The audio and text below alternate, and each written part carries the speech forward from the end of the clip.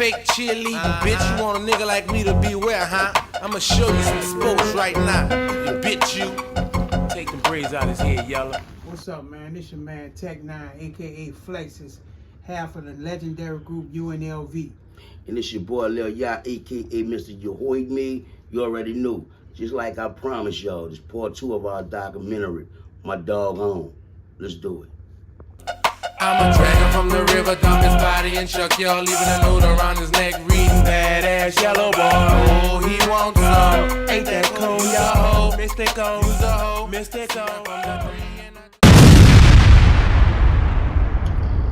Man, I would have to say we started rapping together when we was about 11 years old, right after we met. You know what I'm saying? We met like around junior high, right after I moved out the Melfamine Project.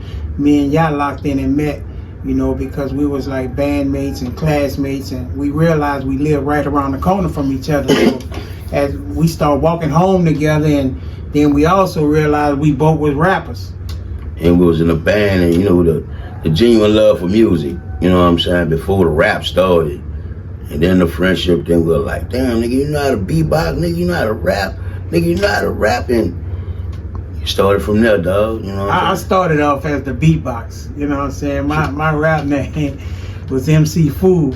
And I provide the beats, and and our little sis Kitty was the rappers. Right, and my name was Master P before Master P.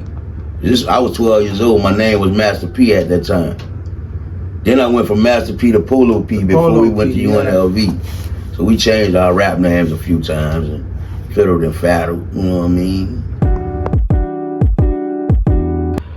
I would say Boogie and Tootie and Damien started the name. Our homies, which is y'all cousin, Damien DH the Great, he also is a rap affiliate of ours. They had a little crew based out the Magnolia Projects, and you know, De La Salle, there was a little It was group. Catholic boys, you know, really Catholic boys, going to Catholic school. They wasn't really known in the hoods, no hoods, but they was like underground, having money and doing really this some type hustlers. Stuff, you know what I'm saying? There was some hustlers, and they called themselves UNLV. And then when me and y'all started rapping, we were searching for a name, because we got away from the Sporty MCs. That was our rap name, group name as kids.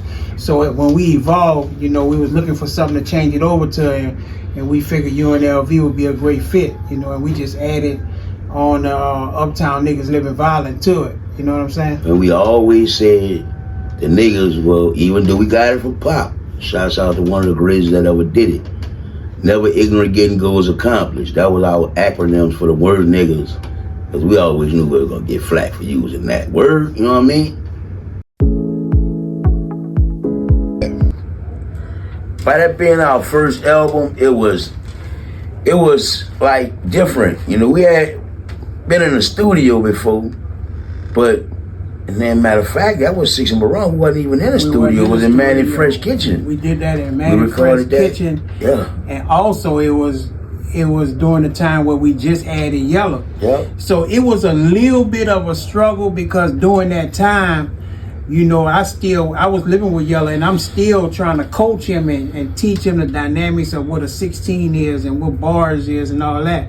You know what I'm saying? So it just was coming together, and it was a little bit of a struggle because of how we had to record, where we recorded at, but it was so raw. You know, and that's what the city appreciated about it the most. They never heard nothing like that before. I also remember it being a little easier than it was when we recorded Another Bitch. Because Another Bitch was our very first time recording on microphones by T. Yeah.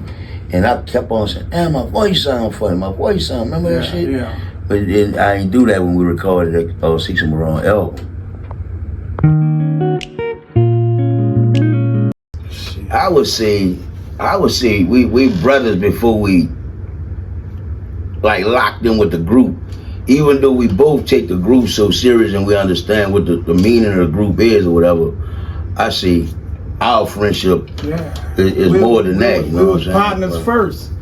And, you know, I guess, you know, we went through stages where we seen a lot of money, and then we fell off and seen a lot of money again, and it never affected our friendship. You know what I'm saying? We just enjoyed it together. Nobody ever got a big head, you know what I'm saying? We just kind of like had little tragedies within ourselves, but we always was there to hold each other down, you know what I'm saying? Like, well, we met each other at 11, and I'm 51, and in a couple of months he about to be 51, and we ain't never been not around each other. I kind of look like this nigga, you know what I'm saying? Fuck.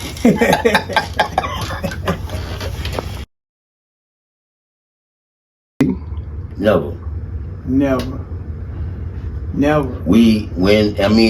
Our thoughts were never thinking about that, because we automatically knew that they was gonna be Yellow Boy was gonna be compared to someone else, and that could never happen. Right, and just because the group was created by Yea and myself, and the way Yellow got in the group, you know, was one thing. So to go through that all over again, you know, we definitely, when he passed, it wasn't even what I thought. You know, we got to look for another member head, and it wasn't even a thought. It was just back to where we started from. You know what I'm saying? It was rumored that a lot of people, you know, they were saying that, DH the Great, the guy who my cousin, you know, he been my hype man for long. He's still my hype man, you know, on my solo tip. He thought he was going to be a third member that was never talked about. You know what I'm saying? Big Ramp, never talked about. And a few more others I heard, but nah, we never talked about having a third member. Yellow, please, man. Man, Kilo G was a big old youngster, man. When I met Kilo G was like 14, 15 years old, but he looked like a grown adult, and his mentality was like a grown adult. You know, the shit that he was spitting out his mouth, Kilo was awesome. I mean, Kilo actually used to inspire me, because, you know, the format to the whole Cash Money family is if Kilo album about to drop, we all gonna show up and show love and support and add features and whatever. So I would be excited to be in there when Kilo was recording, because he was come with it. You know, if rest in peace Kilo, man, if he wouldn't have died, no telling where he would be lyrically, because he definitely had it. My memory of him was just asking that boy how it felt to be going, you know, to be out of town doing shows. When he go out of town, what's going on when he do shows and shit. And I can remember him telling me, yeah, man, we have so much fun.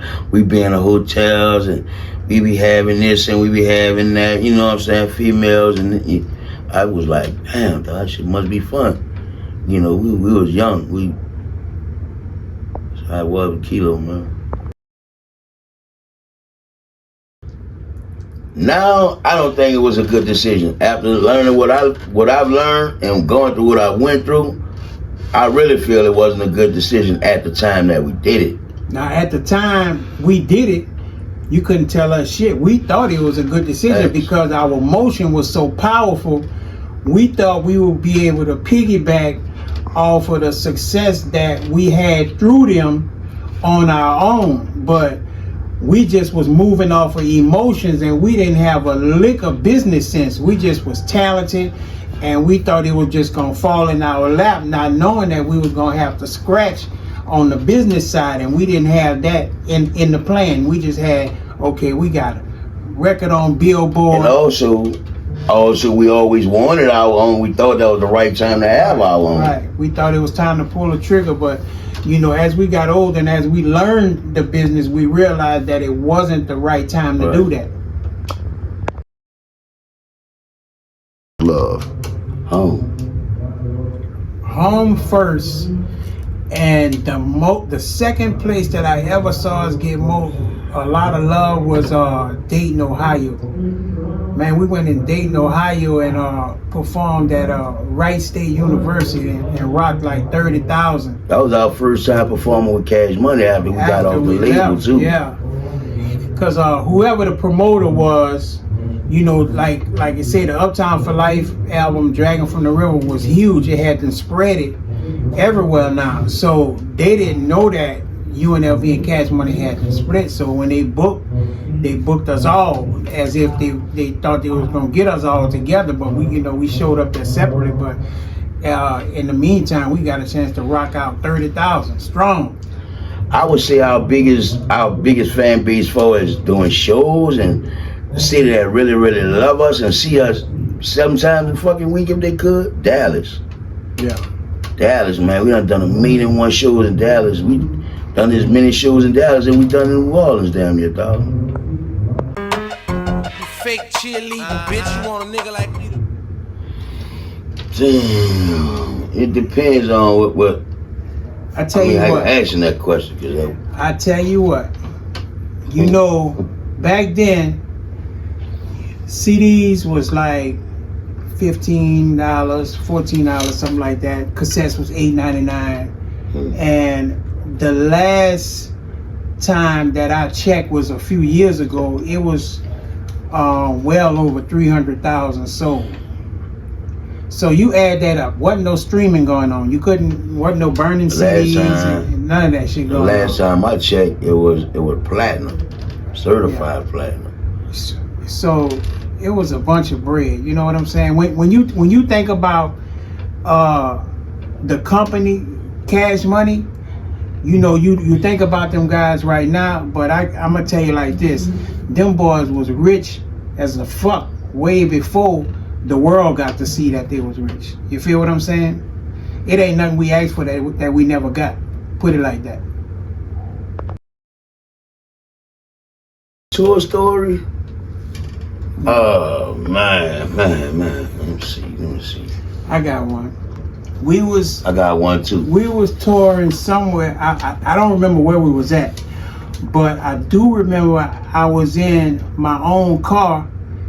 You know, Slim and Baby just bought a car for me, and I decided to drive my own car, just excited, and didn't want to get into the transportation they had. I followed them in my car, and I can't remember who I had with me, but whoever I had with me had a weed pipe on them, and we all got pulled over because we in some little country town, and they pulled us over, and the people locked all of us up.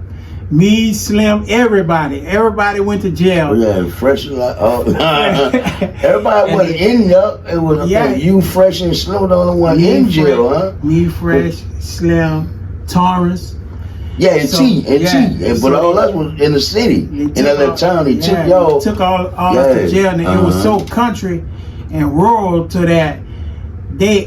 We was in a cell, but we was able to walk out the cell and go stand outside, and then go back in the cell and lock ourselves back in. And the biggest thing I remember is that they took my car. I had he and Slim had just got me a fresh Monte Carlo with the European front. So them country boys wanted that car. They figured out a reason to confiscate it and didn't give it back to me. The beef between Partners in Crime and UNLV started, I would say, because we were so competitive. You know, they was real competitive. We was real competitive. But if you ask them that question, they're going to have their version. And, of course, we have our version of it. You know, they was up at Cash Money offices and was about to get signed or trying to get signed, however that part goes. And it didn't go through for whatever reason, you know what I'm saying? And the next thing we know, they was on another label, and you know, the diss song started coming, and we just started firing back at each other, you know what I'm saying? It got kind of real. It definitely got kind of real. I would say same thing, you know what I'm saying? And I would type it off. Fuck, the two best had to clash, you know what I'm saying? Some kind of way, you know what I'm saying? Because I feel, and my dudes feel, they were trying to, you know, be more of us than a group that was trying to sign the Cash Money. And obviously, you know, B them felt the same way, you know. But to sum it up, there wasn't enough room for two giants, you know what I'm saying? Oh, nigga jocking out shit. Fuck. UNLV style, we put that out because we felt like after we came out, that there were several other people that was trying to sound like us and adapt that gangsta bounce style to, you know, what they was doing too. And we just was, you know, feeling ourselves and threw it out there. You know what I'm saying? just like any other rapper, you know, you feel like you're the best, and Right. when you you ain't hear got something, confidence you in the wrong game, man. when you hear something that's similar to what you know back then, you know that's what we would do. It was battle rapping and dissing each other, you know. But it done went to something different now, you know. 2024 is definitely been exciting for us, and the rest of the year is gonna be very shocking once you guys get to see what we unravel. We about to cut loose. That's the best way I could put it. And we also have books, movies, and artists that is underneath our label, and tours. Bad motherfuckers. When I say tours, these some bad motherfuckers. And just keep your eyes open, man, and tap in with us, man.